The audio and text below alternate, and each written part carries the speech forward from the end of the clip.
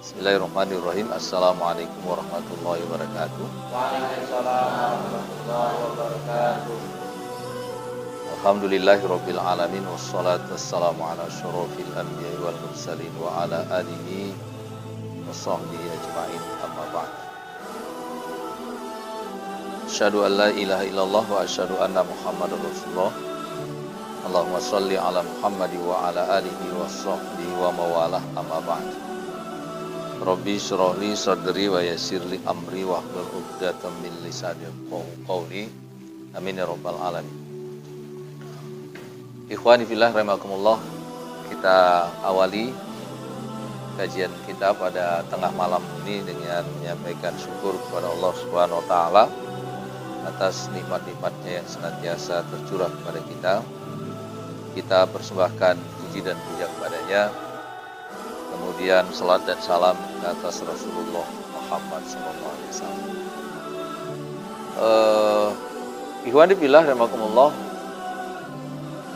saya merasa perlu datang ke sini karena saya tertarik dengan perkumpulan anak-anak muda. Ya. Padahal tadi baru selesai kajian jam 10 saya sampai rumah.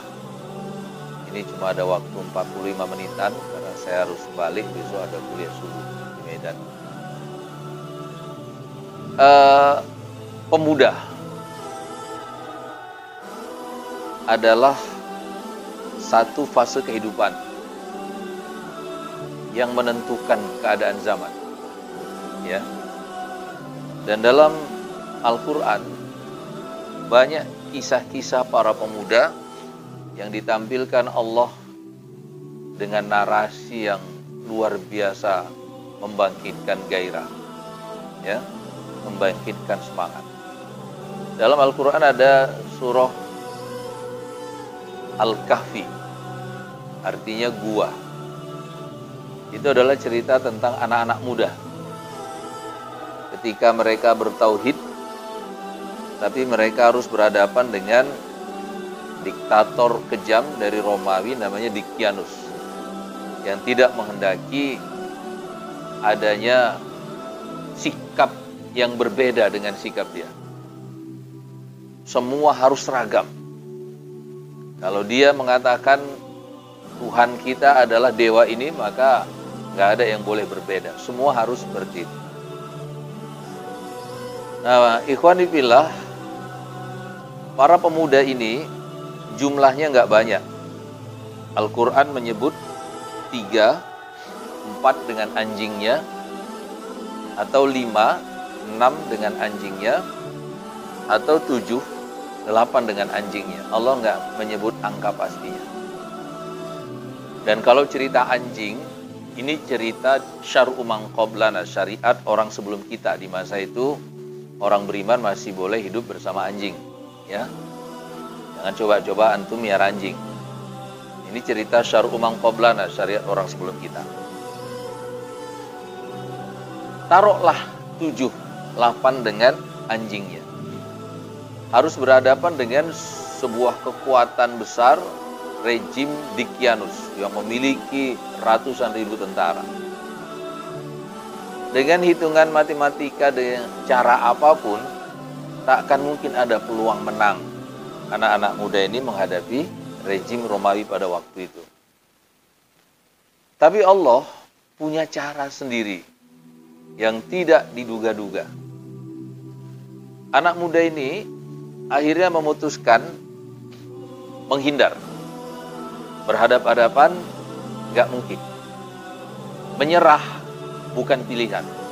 Akhirnya mereka menghindar. Lari dari kejaran rejim itu, sampai ketika mereka tiba di hutan, malam pun sudah gelap, mereka memutuskan menginap di sebuah gua. Ya. Qadarullah, dengan takdir Allah, mereka nggak bangun-bangun. Sehari, seminggu, sebulan, setahun, 10 tahun, 100 tahun. Nggak bangun-bangun. Sampai mereka melewati 3 abad lebih, yaitu 309 tahun, baru mereka terbangun. Ya. Ikhwani fillah, ketika terbangun itu salah seorang mengatakan, "Berapa lama kita tidur?" Yang lain menjawab, "Kayaknya 1 malaman." Karena waktu mereka masuk, cahaya matahari itu masuk dari celah gua di sebelah barat. Artinya senja menjelang malam. Tapi ketika terbangun, celah matahari masuk di bagian timur dari gua. Ya, 1 malam. Kita tidur 1 malam. Terus ada yang bilang, "Saya lapar. Tolong salah seorang dari kita pergi ke kota, bawa ini uang." Ada duit 1 dirham waktu itu, kepingan. Belikan makanan. Tapi jangan bicara kepada siapapun, rahasiakan keberadaan kita di sini. Maka dengan mengendap-endap, menutup dengan menutup wajah supaya jangan terlihat, atau dengan tampilan-tampilan yang tidak mudah dikenali, 1 orang keluar dari gua, masuk ke kota, beli roti, setelah roti dapat dibayar. Tukang rotinya memandang serius ke arah anak muda ini. Kemudian mengatakan, "Kamu ini mau belanja atau mau mencuri?" "Saya mau belanja." "Kalau memang kamu mau belanja, bayar sekarang. Roti sudah di tanganmu." "Nah, saya sudah bayar, sudah saya kasih uang 1 dirham." Kata tukang roti, "Ini uang 1 dirham zaman 3 abad yang lalu. Bagaimana kau membayar roti hari ini dengan uang 3 abad yang lalu?" Gambarnya gambar Raja Dicyanus. Kaget anak muda ini. 3 abad yang lalu bagaimana? Lah lihat ini tahunnya ini. Memangnya sekarang tahun berapa? 309 tahun selisih. Bingung anak muda ini, bingung. Nah, si tukang roti marah-marah. Tiba-tiba lewat tentara. Akhirnya anak muda ini dilaporkan. Dibawalah ke hadapan raja. Sepanjang jalan itu dia melihat semuanya sudah berubah. Bahkan ketika dia masuk ke dalam istana, dia tidak lagi melihat Raja Dicyanus, tapi raja yang berbeda. Nah, ini adalah cara kerja Allah. Ikhwani fillah, kalau antum sedang berhadapan dengan orang yang membenci antum, yang menginginkan kehancuran antum, yang ingin membinasakan antum, dan antum nggak punya kekuatan untuk melawan mereka, tapi antum bisa tidur selama 309 tahun, gitu antum bangun, antum udah menang. Betul ya? Udah menang.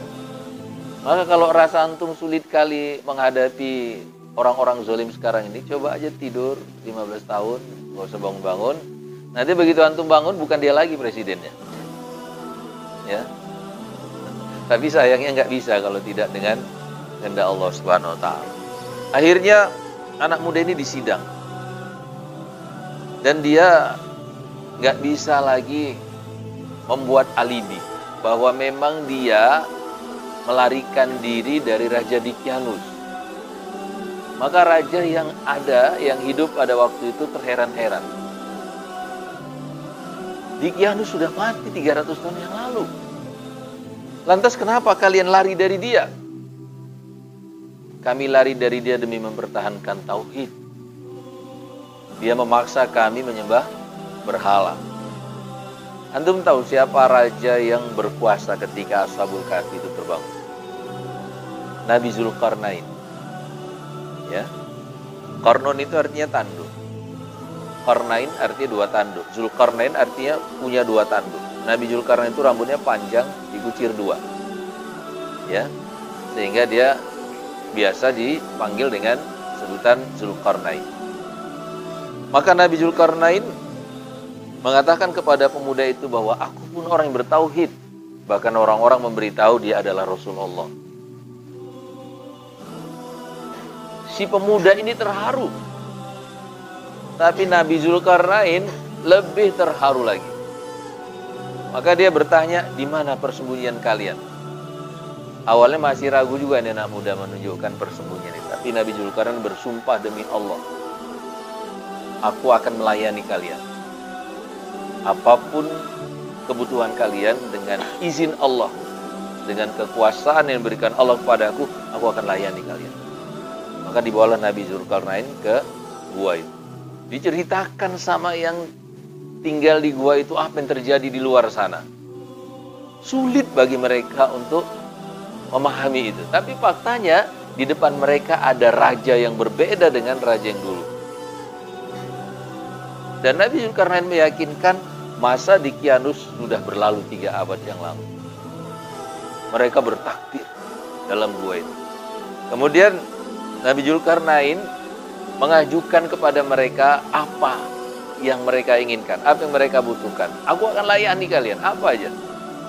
Nah, Ashabul Kahfi ini cuma minta sujud. Izinkan kami bersujud. Maka mereka semua sujud serentak. Begitu sujud, mereka nggak terbangun lagi. Mereka wafat semua dalam sujudnya itu. Jadi mereka tidur 309 tahun, dibangunkan Allah hanya untuk menyaksikan kebesaran Allah. Sesudah itu, Allah memandang surga lebih patut untuk mereka daripada dunia. Maka dibangunkan 1 hari aja. Hanya untuk melihat kekuasaan Allah. Kisah seperti ini mungkin antum harus explore. Baca itu surah Al-Kahfi, baca itu tafsirnya. Pemuda, anak muda. Ya. Jangan drama Korea. Ada manfaatnya. Ya kan? Itu sampai ada surah Al-Kahfi, cerita tentang anak-anak muda itu. Ya kan? Apalagi dalam Al-Quran cerita tentang anak-anak muda. Ada surah Al-Buruj. Ada surah Al-Buruj. Juga cerita tentang anak muda. Tidak dijelaskan di zaman apa peristiwanya ini. Ya. Tapi dalam riwayat-riwayat, dalam hadis-hadis diceritakan tentang surah Al-Buruj ini, ada seorang anak muda yang bertauhid seorang diri. Anak muda bertauhid seorang diri. Si raja, si penguasa, si rejim adalah pagan, penyembah berhala. Maka satu orang yang bertauhid ini dianggap sebagai ancaman. Ya. Jadi orang yang bertauhid itu bukan senjatanya, bukan pasukannya, bukan laskarnya yang dianggap menjadi ancaman bagi pihak seberang, tapi ketauhidan itu dianggap menjadi ancaman. Maka tauhid ketika berada di hati seorang perempuan feminim bernama Aisyah, tetap aja itu dianggap ancaman oleh Fir'aun. Antum tahu Aisyah itu adalah perempuan paling feminim se-Mesir. Dari cara berpakaiannya, bentuk tubuhnya, cara dia menata rambut, cara dia berbicara, kemudian halus kulitnya, nggak ada yang lebih feminim dari Aisyah. Tapi ketika dia bertauhid, tetap saja dia dianggap ancaman oleh Fir'aun. Bukan karena senjatanya, bukan karena tentaranya, dia sendirian.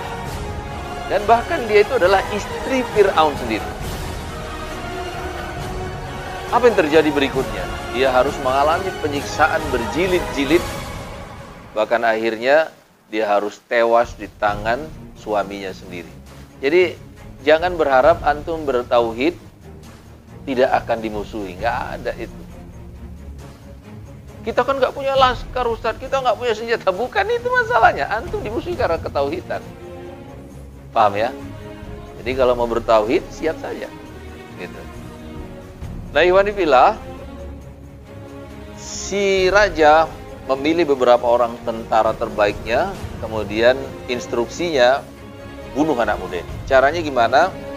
Bawa ke tengah laut, sampai di tengah, lemparkan dia. Dibawa. Tapi sampai di tengah terjadi huru-hara, angin, badai, ombak, hujan. Perahu itu oleng ke sana kemari. Yang terlempar ke laut justru tentara-tentara itu. Si anak muda itu selamat. Kemudian dia mendarat ke tepi, didatangi lagi si rajanya. Kemana tentara-tentara? Mereka sudah mati tenggelam di laut. Bagaimana engkau bisa selamat? Karena pertolongan Allah. Maka diambil lagi beberapa orang tentara. Instruksinya sama, bunuh anak ini. Caranya gimana? Bawa dia ke tepi jurang, lemparkan ke dalam. Tapi waktu mereka berdiri di tepi jurang itu, tiba-tiba bumi bergoncang. Tanah bergetar. Tentara-tentara ini satu persatu berjatuhan. Dia selamat. Balik lagi kepada si raja, mana tentara? Sudah mati semua masuk jurang. Bagaimana engkau selamat? Karena Allah. Berbagai macam cara dibuat untuk membunuh anak muda ini. Tapi tak pernah bisa membuat anak muda ini tewas.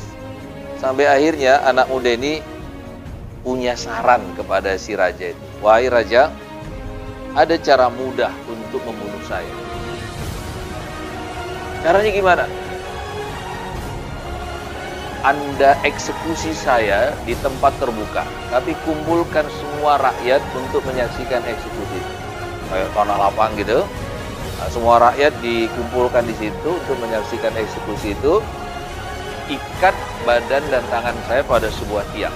Kemudian Anda pilih satu orang pemanah terbaik. Dan ketika dia melepaskan anak panah dari busurnya, suruh dia mengucapkan Bismillahi robba hadzal gulam, dengan nama Allah Tuhan anak muda ini. Kalau Anda lakukan itu, insya Allah efektif. Saya akan mati dengan itu. Maka orang-orang dikumpulkan semua di lapangan itu. Kemudian seorang pemanah terbaik diberi tugas untuk mengeksekusi itu. Ditarik anak panah, kemudian diucapkan Bismillahi robba hadzal gulam. Anak panah itu pun melesat. Kena pelipisnya aja sedikit sek gitu. Kemudian anak muda ini wafat, anak muda ini gugur. Maka satu orang yang bertauhid tewas. Tapi orang yang hadir di tempat itu semua menyaksikan keajaiban itu. Apa yang terjadi berikutnya? Satu orang ini tewas, tapi semua orang yang menyaksikan eksekusi itu beriman. Mereka semua berseru, Amanna bi rabbi hadzal gulam. Kami beriman dengan Tuhannya anak muda ini. Karena mereka udah dengar kabar anak muda ini nggak bisa dibunuh dengan cara apapun. Tapi ternyata dengan kalimat Bismillah, hanya luka sedikit saja sudah membunuhnya. Maka semua orang yang hadir di situ beriman. Dan ini membuat si raja semakin panik. Maka waktu itu digali parit besar-besar, kemudian dimasukkan kayu sebanyak-banyaknya di situ, bakar kayu itu di situ. Setiap orang ditanya, mau murtad atau tetap beriman kepada Tuhan anak muda itu. Mereka mengatakan, amantu bi rabbi hadzal gulam. Kami tetap beriman dengan Tuhan anak muda ini. Maka mereka satu persatu dilempar ke dalam parit itu, dibakar hidup-hidup. Maka kisah ini disebut dengan Ashabul Ukhdud, para penghuni parit. Ya. Ceritanya ada di surah Al-Buruj. Juga tentang anak muda. Juga tentang anak muda. Ya. Ya ikhwah. Duduk tenang dia, duduk tenang. Ketika tausiah, duduk tenang. Ya. Ada kodok. Biar aja, nggak apa-apa. Nggak akan membunuh kalian itu kodok. Ya. Oke, siap ya. Kita nggak punya banyak waktu. Tadi saya telepon Pak Sahari. Nama beliau Sahari. Dari dulu Sahari aja, nggak 2 hari, 3 hari. Saya nggak tahu kenapa dipanggil Kempo. Nanti boleh diceritakan itu kisahnya itu kan. Berapa orang kata saya tanya, 60 orang. Soekarno tuh cuma minta 10 orang. Dengan 10 orang saya akan goncang dunia. Ya. Nah, terus ini berapa orang? Ini ada 60. Ada ya? Oke. Sekarang nggak sampai 60. Bilanglah 30. Bisa nggak goncang Brandan? Hah? Kalau nggak Brandan, bisa nggak mengguncang Sungai Bilah? Iya. Iya. Anak Sungai Bilah insya Allah ya sama-sama tahu ya kan. Si Sungi Bilah ini untuk hal-hal yang negatif saja mereka berani. Dan saya alumni Sungi Bilah. Rumah saya dulu di Gang Amal sini. Ya. Untuk hal-hal yang negatif saja anak Sungi Bilah ini berani. Apalagi untuk hal-hal yang positif. Ya kan? Terlebih-lebih lagi untuk agama. Tinggal mentransfer spiritnya aja. Iya. Ikhwan fillah, jangan lewatkan masa muda ya. Karena saya punya catatan sejarah. Nanti kita akan lihat bagaimana di masa lalu anak-anak muda itu tampil ke panggung menentukan arah sejarah. Ya, maksud saya begini, jangan kalian mengira kalian ini masih muda. Di masa lalu, generasi pertama umat ini, mereka sudah tampil di panggung sejarah jauh lebih muda dari kalian ini. Ya, Imam Syafi'i, kalian tahu kan Imam Syafi'i, umur 7 tahun dia hafal Quran. Umur 10 tahun, dia hafal kitab hadis Al-Muwatta namanya. Isinya ribuan hadis yang dikarang oleh Imam Malik. Umur 15 tahun, dia sudah menjadi mufti besar di Madinah. Umur 15 tahun. Jadi pada waktu itu ulama dari seluruh dunia, kalau hendak mengeluarkan fatwa, harus konsultasi dengan beliau di Madinah. Umur 15 tahun. Ya kan? Saya akan sebutkan beberapa nama. Yang pertama, ada seorang sahabat Nabi namanya Usama bin Zaid. Umur 18 tahun sudah diangkat Nabi menjadi panglima perang. 18 tahun. Ya, Usama bin Zaid. Anak dari Zaid bin Harithah. Kemudian ada Sa'ad bin Abi Waqqas. Dialah yang pertama sekali melontarkan anak panah dalam agama ini. Jadi 13 tahun Nabi berdakwah, Nabi melarang melawan.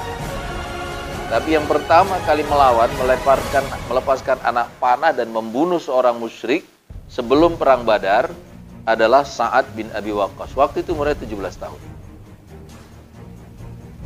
Ada Al-Arqam bin Abil Arqam, sahabat yang sangat disegani, yang rumahnya dipilih Nabi dijadikan markas dakwah, rumahnya.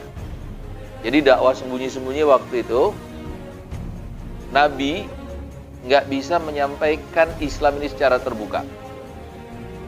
Maka Nabi menyampaikan malam hari ketika gelap dan harus dirahasiakan di mana Nabi mendakwahkan agama ini.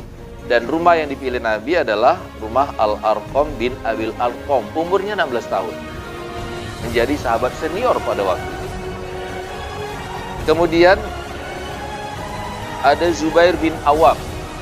Kalau tadi Sa'ad bin Abi Waqqas yang pertama melemparkan panah dalam dakwah, kalau Zubair bin Awam yang pertama kali mengayunkan pedang ke leher kaum musyrik.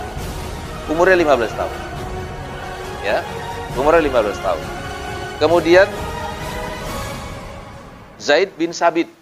Antum tahu Zaid bin Sabit ini penulis wahyu. Umurnya 13 tahun. Tapi dipercayakan Nabi menulis wahyu. Tiap ayat yang turun Nabi sampaikan sama Zaid bin Sabit, tulis. Ya. Selanjutnya ada Atab bin Usaid. Diangkat Nabi menjadi gubernur Mekah ketika usianya baru 18 tahun. 18 tahun jadi gubernur. Ya.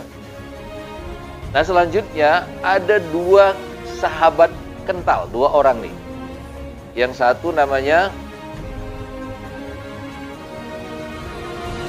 Masya Allah. Sebentar. Mu'az dan Mu'awiz. Mu'az bin Amr dan Muawis bin Afro.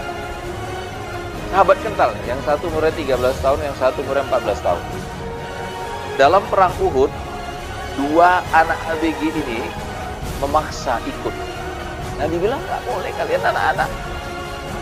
Tapi mereka nggak mau pulang. Ketika pasukan mulai bergerak, mereka malah menyusup ke dalam pasukan. Umurnya 13 dan 14 tahun. Karena nggak bisa dicegah untuk ikut, maka Nabi akhirnya mengizinkan mereka berdua ikut. Ada cerita yang menarik. Waktu dikasih pedang, orang Arab itu kan tinggi-tinggi kan. Pedangnya itu panjang, itu disarungkan di pinggang. Ya. Nah, ketika Mu'az dan Mu'awiyah dikasih pedang, pedangnya disarungkan di pinggang, jalan nyeret ke tanah pedangnya itu. Karena masih anak-anak. Dikasih kuda, perlu pundak orang dewasa untuk tangga naik ke kudanya. Dan dalam perang Uhud itu, dia menempel terus dengan sahabat Muhajirin namanya Abdurrahman bin Auf. Sepanjang peperangan itu, dua anak ini terus bertanya, "Paman, yang mana Abu Jahal? Yang mana Abu Jahal?" Mereka anak Madinah, mereka nggak kenal Abu Jahal. Yang mereka tahu Abu Jahal itu sangat jahat kepada Nabi ketika Nabi masih di Mekah. Maka mereka harus bersama sahabat Muhajirin yaitu Abdurrahman bin Auf. Yang kenal betul dengan Abu Jahal itu. Maka waktu Abdurrahman bin Auf nunjuk, yang itu orangnya. Maka dua bocah ABG ini menerjang, nggak kenal ampun. Nggak kenal ampun. Sampai akhirnya Abu Jahal terbunuh. Jadi Abu Jahal itu mati di tangan dua anak ABG. Mu'az dan Mu'awis. Ya. Selanjutnya, Sultan Al-Fatih yang tersohor dari Turki Utsmani. Itu menjebol benteng Bizantium yang sudah ratusan tahun nggak bisa ditembus. Siapa yang bisa menembus benteng Bizantium itu artinya dia akan meruntuhkan kekuasaan Romawi pada waktu itu. Umurnya 22 tahun. Dan Bizantium itu rontok di tangan Sultan Al-Fatih. Pertanyaannya, apa karya besar yang sudah antum buat di umur seusia antum ini? Ya kan? Kalaupun belum dibuat, kira-kira apa rencana antum? Rencana besar apa yang sudah antum bangun? Ya? Itu. Ikhwani fillah, saudara-saudara sekalian, yang ingin saya katakan yang pertama, berjamaah. Jangan sendiri-sendiri, berjamaah. Karena di luar sana, mereka telah mempersiapkan segala macam siasat. Saya dalam satu kajian di Medan ada anak muda, mahasiswa Jogja, lagi daring, jadi nggak bisa kuliah, ikut kajian saya. Dia bilang, Ustadz, di Jogja itu sekarang sedang berkembang diskusi-diskusi filsafat. Saya ditantang oleh teman saya, anak kuliah. Sambil memegang batu sebesar kepalan tangan, dia bilang, ditaruh di depan ini, sesuatu itu harus dibuktikan secara empirik. Ada gerak, ada yang bisa dilihat. Filsafat begitu. Kalau memang Allah itu ada, suruh dia menggerakkan batu itu. Kalau batunya bergerak, saya percaya Allah itu ada. Kalau batunya nggak bergerak, maka saya nggak percaya Allah itu ada. Dan dia bilang, saya nggak bisa jawab, Ustaz. Antum mau jadi yang mana dari dua anak ini? Yang nggak percaya atau yang percaya? Antum mau pilih yang mana? Mau jadi yang mana? Yang percaya. Dua-duanya nggak bagus. Dua-duanya nggak bagus. Kenapa? Yang satu nggak percaya Allah itu ada. Yang satu percaya tapi nggak punya argumentasi. Waktu ditantang sama yang nggak percaya, nggak bisa dia menjelaskan.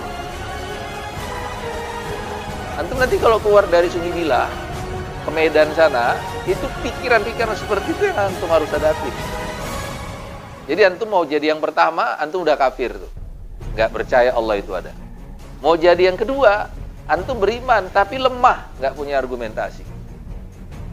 Ya kan? Kira-kira kalau antum yang ditanya tuh jawabannya cemana? Nanti gue tanya Ustadz Irian sah dulu gitu. Ini bahaya loh. Ya. Ini berbahaya. Maka berjamaah dan teruslah berdiskusi, gali agama ini. Ya kan? Gali agama ini. Yang selanjutnya apa? Ya, coba perhatikan nih. Kalau antum ke masjid-masjid di Brandan ini dengar khutbah Jumat, kira-kira yang antum ingat apa? Paling-paling antum ingat amma ba'dunya. Ya kan? Karena habis sama ba'du itu antum tertidur tuh di masjid. Benar nggak? Jujurnya. Antum tuh kalau dengar khutbah yang ingat tuh cuma amma ba'du doang. Karena habis sama ba'du antum udah ketidur. Kenapa ketidur? Khutbahnya melambai-lambai. Sehingga saat momentum dengar khutbah itu jadi saat yang paling nikmat untuk tidur. Ya kan? Padahal harusnya khutbah itu berkobar-kobar, membara, memerah muka Nabi itu menyampaikan khutbah itu. Disampaikan apa yang sedang terjadi, apa yang sedang dihadapi. Tapi saya yakin di Brandan nggak ada tuh khutbah yang kayak gitu. Betul nggak? Sehingga kalaupun antum sholat Jumat, ya yang ini cuma sama ba'du aja. Habis itu udah tidur. Maka anak-anak muda, kalian itu jangan jadi anak sungi bila. Level berpikir sungi bila, nggak boleh gitu. Saya masih jadi anak sungi bila, saya sudah jadi ketua Majelis Mujahidin Sumatera Utara. Rumah saya masih di Gang Amal. Pulang pergi saya ke Medan. Anak sungi bila. Kan? Saya anak sungi bila. Saya pernah jadi calon wakil bupati walaupun belum menang. Maksud saya apa? Badan kalian tuh boleh di sungi bila, tapi pikiran kalian tuh harus terbuka. Pikiran kalian mendunia. Ya. Pikiran kalian tuh harus mendunia. Sekarang ini, supaya antum tahu, berlari aja kita, belum tentu kita bisa mengejar mereka. Apalagi nggak jalan. Berlari aja kita, belum tentu kita bisa mengejar mereka. Ya, iya. Ikhwan sekalian, adik-adik sekalian, usia kalian ini usia produktif. Jangan mengira kalian masih terlalu muda untuk memikirkan negara ini. Jangan kalian mengira kalian masih terlalu muda untuk memikirkan agama ini. Saya sudah sebutkan tadi nama-namanya. Saya kira usia mereka sudah antum lewatin semua. Ya. Tapi mereka sudah tampil di panggung sejarah. Nah sekarang tinggal antum-antum yang merancang hidup. Mau jadi apa? Mau jadi penentu atau mau jadi pecundang? Ya, itu. Oke, pikiran sudah terbuka. Kita ingin melakukan sesuatu yang besar dalam hidup kita. Tapi keinginan saja itu belum cukup. Harus ada ikhtiar, harus ada usaha. Ya. Yang perlu kalian perbanyak adalah membaca. Iqra. Membaca. Kenapa membaca? Karena nggak ada orang yang suka membaca tapi nggak pintar. Dan nggak ada orang yang pintar tapi nggak suka membaca. Paham tidak? Nggak ada orang yang suka membaca tapi nggak pintar. Dan nggak ada orang yang pintar tapi nggak suka membaca. Al-Quran mempersiapkan antum untuk memimpin peradaban. Maka perintah pertama itu Iqra, baca. Karena yang diterima oleh dunia ini untuk memimpin peradaban itu hanya orang yang pintar. Paham tidak? Iya. Maka Android ini jangan ngasih TikTok aja terus. Ya. Cari ilmu di situ. Oke? Cari ilmu. Kemudian pendidikan formal. Saya kira ini anak SMA nih ya. SMA. Sekolah tidak menentukan kita mau jadi apa. Tapi kita sendiri yang menentukan kita mau jadi apa. Sekolah saya di Al-Wasliyah di Pelawi.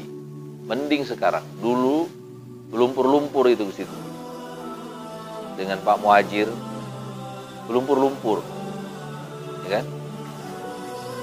Tapi kita tidak boleh terperangkap dengan sekolah yang berbentuk gedung itu. Kita yang harus menentukan kita mau jadi apa. Dan Allah menjanjikan inni inda dhanni abdi. Aku, kata Allah, tergantung bagaimana persangkaan hambaku kepadaku. Kalau kita bilang Allah pasti akan menolong saya, Allah akan tolong. Adinda sekalian, saya cerita sedikit ya. Sekarang negeri ini sudah dikuasai secara ekonomis oleh kaum kapitalis yang darah mereka nggak sama dengan darah kita. Sebuah lembaga internasional namanya Oxfam menyebutkan 4 orang Cina hartanya sama dengan harta 100 juta penduduk Indonesia. Paham nggak? 4 orang Cina hartanya sama dengan harta 100 juta penduduk Indonesia. Jadi penduduk Indonesia 250 juta, kalau hartanya dikumpulin, itu baru sebanding dengan harta 10 orang mereka. Ya, 10 orang berbanding 250 juta. Ini sama hartanya. Celakanya yang di 250 juta ini pun sebagian besar harta masih juga terkonsentrasi di kaum dia juga. Jadi sekarang kita punya apa? Nggak punya apa-apa. Antum tahu mereka sekarang sudah melakukan ekspansi keluar. Sepanjang Tanjung Pura sampai ke Stabat sana. Coba antum lihat tuh, tanah itu dibeli, kemudian dipagar beton, ya kan? Nggak tahu kita berapa lebar itu yang dibelinya. Kira-kira siapa itu yang beli itu? Cina. Supaya antum paham. Ya. Walhi, Wahana Lingkungan Hidup menyebutkan 65% tanah produktif jatuh sudah ke tangan mereka. 65%. Itu artinya apa? Lebih separuh negeri ini udah punya mereka. Mereka kemudian membangun sekolah-sekolah berkualitas. Itu kalau saya pulang pasti saya lewati jalan Tritura, itu sekolah namanya Prime One School. Gedungnya saja macam hotel bintang 5. Di situ anak-anak mereka sekolah. Yang lain dikirim ke luar negeri. Sekarang mereka bukan hanya konsen pada ekonomi, tapi mereka juga terjun ke politik. Mereka udah buat partai. Sebagian bahkan udah duduk di legislatif. Sebagian udah jadi penasihat presiden di istana. Sikit lagi mereka menguasai posisi-posisi strategis. Anak-anak mereka sudah punya skill, sudah punya keterampilan. Maka anak-anaknya nanti yang masukkan di birokrasi. Kita dapat apa nanti? Jadi apa kita? Masya Allah. Di Berandan ini antum lihat enggak itu yang kayak gitu? Ya, maka saya perlu datang ke sini. Saya perlu datang ke sini. Kita punya presiden, punya ini, punya itu, semua hanya wayang. Yang mengendalikan mereka, gitu. Sekarang saja presidennya muslim, kapolrinya muslim, panglima TNI-nya muslim. Nasib kita umat Islam seperti kayak gini. Nanti kalau posisi-posisi strategis sudah mereka ambil, dan mereka bisa lakukan itu. Kenapa? Rakyat kita ini macam ayam sayur. Kalau mereka mau ambil posisi misalnya jadi bupati, mereka tinggal hitung perlu berapa suara. Duit mereka udah punya. Sungi Bilah satu suara dikasih 50.000, mau nggak? Habis nanti kita ini. Duit sekarang mereka punya, nggak terhitung jumlahnya, ya kan? Mau jadi anggota DPR RI, berapa suara? Sekian ribu suara, kalikan sekian rupiah, sekian miliar, oke ambil. Habis lah kita, ya, habis kita. Maka kalian jangan main lah, kalian udah terlalu tua gitu loh. Jangan dikira masih anak-anak lagi, enggak. Udah terlalu tua kalau dibandingkan dengan sejarah tadi, ya, kan sudah terlalu tua. Tapi masih belum terlambat, masih banyak waktu untuk kalian, ya. Mudah-mudahan ini kalian ingat, ya, apa yang saya sampaikan ini jadi ingatan kalian, terus menjadi spirit, menjadi semangat buat kalian, ya. Ingat kata Allah di surah Al-Imran ayat 110, kuntum khairu ummatin ukhrijat linnas. Kalianlah umat terbaik yang dihadirkan di tengah-tengah manusia. Tidak ada yang lebih baik daripada kita. Maka jangan mau jadi pecundang, tapi kita harus menjadi penentu sejarah, ya. Kira-kira itu yang saya sampaikan. Gak ada tanya jawab, gak ada diskusi. Saya harus segera balik ke Medan, nanti sampai rumah tidur 1 atau 2 jam, ya. Sudah harus kuliah subuh lagi. Mudah-mudahan ada manfaatnya, ya. Nanti diedit ya, yang tahu ya, gitu ya, yang biasa-biasa aja yang di share. Ini ustadz-ustadz semua dibidik sekarang, ya. Salah sedikit tangkap, salah sedikit tangkap. Bukan takut, demi Allah enggak. Tapi nanti nggak ada lagi yang isi kajian, lihat lagi, ya kan?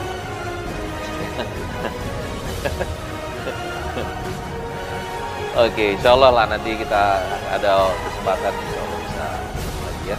Baik, subhanakallahumma bihamdika asyhadu an la ilaha illa anta astaghfiruka wa atubu ilaik. Wassalamualaikum warahmatullahi wabarakatuh. Tolong fotokan dulu. Fotokan. Oh iya.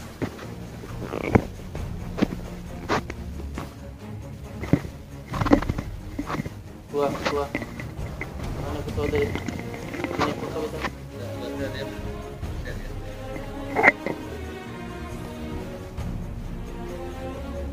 Ya. Cepat.